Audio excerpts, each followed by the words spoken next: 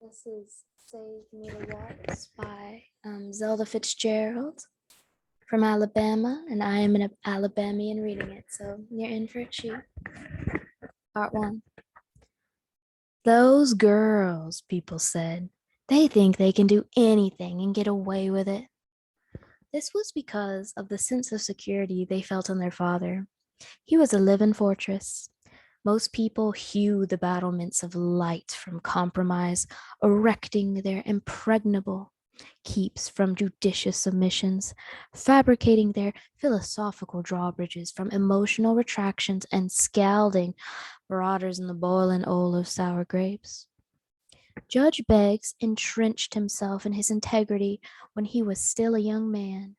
His lowers and chapels were builded of intellectual conceptions. So far as any of his intimates knew, he left no sloping path near his castle open either to the friendly goatherd or the menacing baron. That inapproachability was the flaw of his brilliance, which kept him from having become, perhaps, a figure in national politics. The fact that the state looked indulgently upon his superiority absolved his children from the early social efforts necessary in life to construct strongholds for themselves. One lord of the living cycle of generations to lift their experience above calamity and disease is enough for survival of his progeny. One strong man may bear for many, selecting for his breed such expedient subscriptions to natural philosophy as to lend his family the semblance of a purpose. By the time the Beggs children had learned to meet the changing exigencies of their times, the devil was already upon their necks. Crippled, they clung long to the feudal donjons of their fathers, hoarding their spiritual inheritances, which might have been more had they prepared a fitting reciprocity. One of Millie Begg's school friends said that she had never seen a more troublesome brood in her life than those children when they were little. If she cried for something, it was supplied by Millie within her powers, or the doctor was called to subjugate the inexorabilities of a world which made surely but poor provision for such exceptional babies. Inadequately equipped by his own father, Austin Beggs worked night and day in his cerebral laboratory to better provide for those who were his. Millie, perforce and unreluctantly, took her children out of bed at 3 o'clock in the morning and shook their rattles and quietly sang to them to keep the orange of the Napoleonic Code from being howled out of her husband's head. He used to say without humor, "I will build me some ramparts surrounded by wild beasts and barbed wire on the top of a crag and escape his hoodlum." Austin loved Millie's children with that detached tenderness and introspection peculiar to important men when confronting some relic of their youth, some memory of the days before they elected to be the instruments of their experience and not its result. You feel what is meant in hearing the kindness of Beethoven's Springtime Sonata. Austin might have borne a closer relation to his family had he not lost his only boy in infancy. The judge turned savagely to worry, fleeing from his disappointment, the financial worry being the only one which men and women can equally share. This was the trouble he took to Millie. Flinging the bill for the boy's funeral into her lap, he cried heartbreakingly, "How in God's name do you expect me to pay for that?" Millie, who had never had a very strong sense of reality, was unable to reconcile that cruelty of the man with what she knew was just and noble character. She was never again able to form a judgment of people, shifting her actualities to conform to their inconsistencies, till by a fixation of loyalty she achieved in her life a saint-like harmony. "If my children are bad," she answered her friend, "I have never seen it."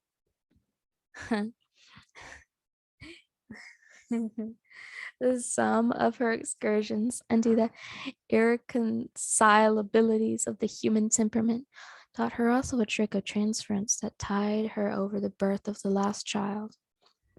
When Austin, roused to a fury by the stagnations of civilization, scattered his disillusions and waning hope for mankind together with his money difficulties about her patient head, she switched her instinctive resentment to the fever in Joan or Dixie's twisted ankle, moving through the sorrows of life with the beatific mournfulness of a Greek chorus.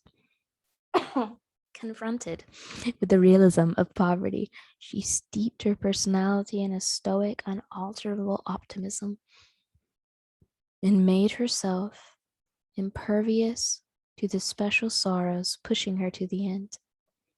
Incubated in the mystic pungence of Negro mammies, the family hatched into girls. From the personification of an extra penny, a streetcar ride to whitewashed picnic grounds, a pocketful of peppermints, the judge became, with their matured perceptions, a retributory organ, an exorable fate, the force of law, order, and established discipline. Youth and age, a hydraulic funicular, an age having less of waters of conviction in its carriage, insistent on the equalizing of the ballast youth. The girls then grew into the attributes of femininity, seeking respite in their mother from the exposition of their young lady years, as they would have haunted a shady protective grove to escape a blinding glare. The swing creaks on Austin's porch. A luminous beetle swings ferociously over the clematis lady. Insects swarm to the golden holocaust of the hall light. Shadows brush the southern night like heavy impregnated mops, soaking its oblivion back to the black heat whence it evolved. Melancholic moon vines trail dark, absorbent paths over the sighing trellises. Tell me about myself when I was little, the youngest girl insists. She presses against her mother in an effort to realize some proper relationship. You were a good baby. The girl had been filled with no interpretation of herself, having been born so late in the life of her parents that humanity had already disassociated itself from their intimate consciousness, and childhood became more of a concept to the child. She wants to be told what she is like, being too young to know that she is like nothing at all, and will find and fill her skeleton with what she gives off, as a general might reconstruct a battle following the advances and recessions of his forces with bright-colored pins. She does not know that what effort she makes will become herself. It was much later that the child, Alabama, came to realize that the bones of her father could indicate only her limitations. And did I cry at night and raise hell so you and Daddy wish I was dead? What an idea. All my children were sweet children. And Grandma's too? I suppose so. Then why'd she run Uncle Cal away when he come home from the Civil War? Your grandmother was a queer little old lady. Cal too? Yes, when Cal came home, Grandma sent words to Florence Feather that if she was waiting for her to die to marry Cal, she wanted the Feathers to know that the Beggs were a long-lived race. Was she so rich? No, it was money, child. Florence said nobody but the devil could live with Cal's mother. So Cal didn't marry after all? No, grandmothers always have their way. My mother's laugh, the laughs of a profiteer recounting incidents of business prowess, apologetic of its grasp and security, the laugh of the family triumphant, worsting another triumphant family in the eternal business of superimposition. If I been Uncle Cal, I wouldn't have stood it, the child proclaims rebelliously. I'd have done what I wanted to do with Miss Feather. The deep balance of father's voice subjugates the darkness to the final diminuendo of the Beg's bedtime. Why do you all want to rehash all that? He says judiciously. Closing the shutters, he boxes the special qualities of his house, an affinity with light, Curtain frills penetrated by sunshine till the pleats waved like shaggy garden borders about the flowered chintz. Dust leaves no shadow or distortions in his room, but transfers them to vaguer, grayer worlds intact. Winter and spring, the house is like some lovely shining place painted on a mirror. When the chairs fall to pieces and the carpels grow full of holes, it does not matter in the brightness of that presentation. The house is a vacuum for the culture of Austin Begg's integrity. Like a shining sword, it sleeps at night in the sheath of his tired nobility. The tin roof pops with the heat. The air inside is like a breath from a long unopened trunk. There is no light in the transom above the door at the head of the upstairs hall. Where's Dixie? The father asks. She's out with some friends. Sensing the mother's evasiveness, the little girl draws watchfully close with an important sense of participation in family affairs. Things happen to us, she thinks. What an interesting thing to be a family. Millie, her father says, if Dixie is out traipsing the town of Randolph McIntosh again, she can leave my house for good. Her father's head, shakes with anger. Outraged decency loosens the eyeglasses from his nose. The mother walks quietly over in the warm matting of the room, and the little girl lies in the dark, swelling virtuously submissive to the way of the clan. Her father goes down in the cambric nightshirt to wail. From the orchard across the way, the smell of ripe pears float over the child's bed. A band rehearses waltzes in the distance. White things gleam in the dark. White flowers and paving stones. The moon on the window panes careens to the garden and ripples the succulent exaltations of the earth like a silver paddle. The world is younger than it is, and she to herself appears so old and wise, grasping her problems and wrestling them as affairs peculiar to herself and not as racial heritages. There is a brightness and bloom over things. She inspects life proudly, as if she walked in a garden forced by herself to grow in the least hospitable of soils. She is already contemptuous of ordered planting, believing in the possibility of a wizard cultivator to bring forth sweet-smelling blossoms from the hardest of rocks, and the night-blooming vines from barren waste, to plant the breath of twilight, and to shop with marigolds.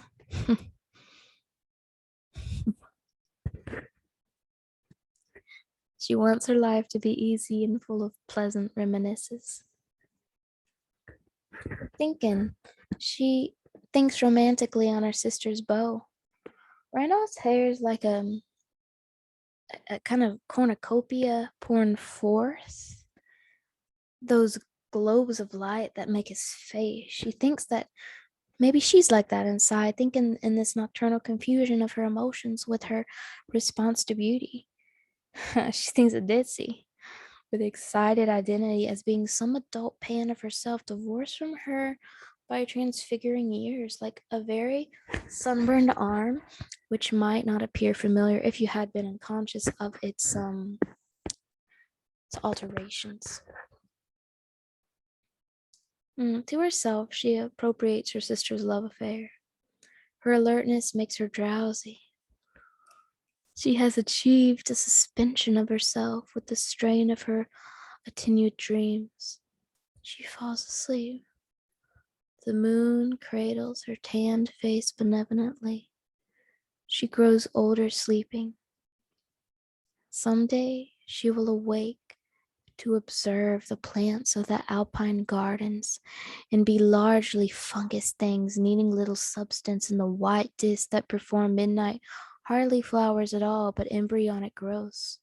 And older, walk in bitterness, the geometrical paths of philosophical no, rather than those nebulous byways of the pears and the marigolds of her childhood.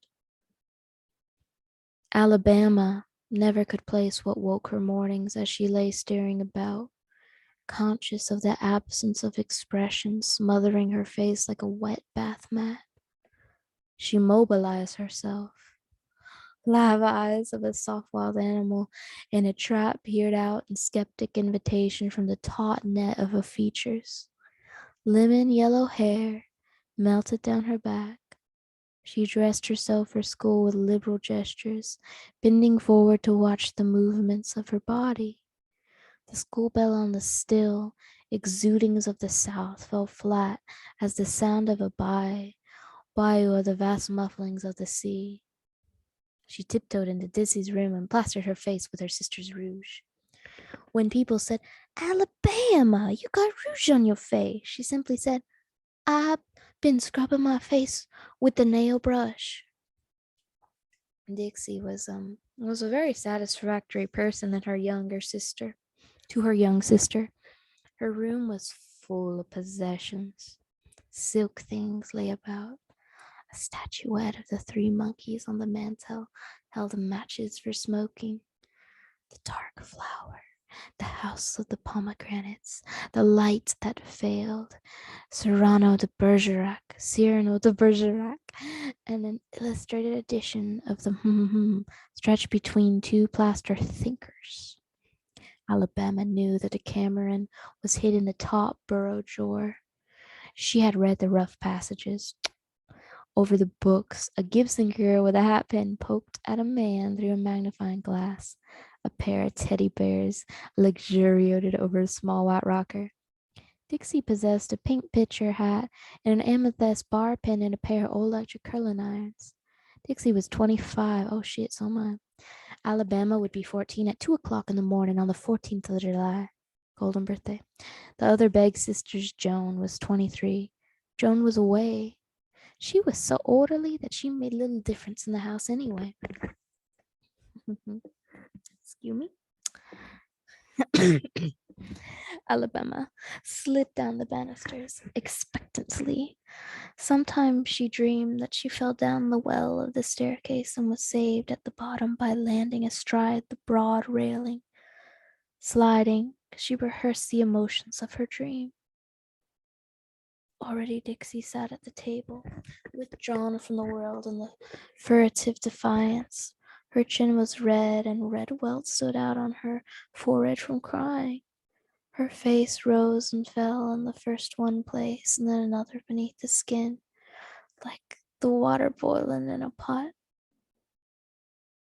"I didn't ask to be born," she said. "Remember, Austin, she is a grown woman. The man is a worthless cuss and an unmitigated loafer. He is not even divorced. I'll make my own living and I'll do as I please.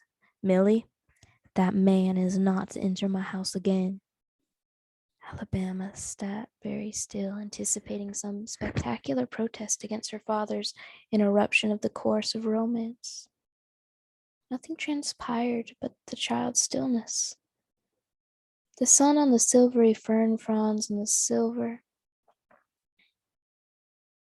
water pitcher, and Judge Begg's steps on the blue and white pavings as he left for his office measured out so much time, so much space, nothing more.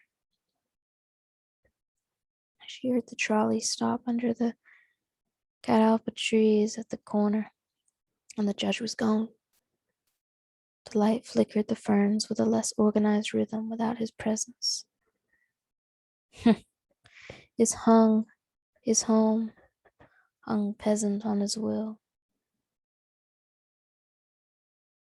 Alabama watched the trumpet vine trail in the back fence like chipped coral necklaces wreathed in a stick. The morning shade under the china berry tree held the same quality as the light, brittle and arrogant. "Mama, I don't want to go to school anymore," she said reflectively. "Why not?" I seem to know everything." Her mother stared at her in faintly hostile surprise. The child, thinking better of her intended expositions, reverted to her sister to save her face. What do you think Daddy will do to Dixie? Oh, psh. Don't worry your pretty head about things like that. So you have to, if that's what's bothering you. If I was Dixie, I would let him stop me. I like Dolph. It isn't easy to get everything we want in this world. We're on now, we late to school. Flushed with the heat of palpitant cheeks, the schoolroom swung from the big square windows and anchored itself to a dismal lithograph of the spring, a Declaration of Independence. Slow days of June added themselves in a lump. Whew. You know what, guys? I lost my place. Here we go. Hold on, baby.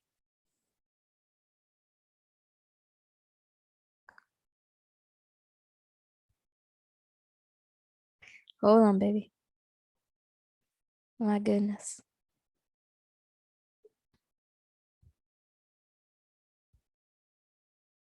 My throat hurts, guys. I'm a pause. I'm a pause now. This is good though. You need to read it.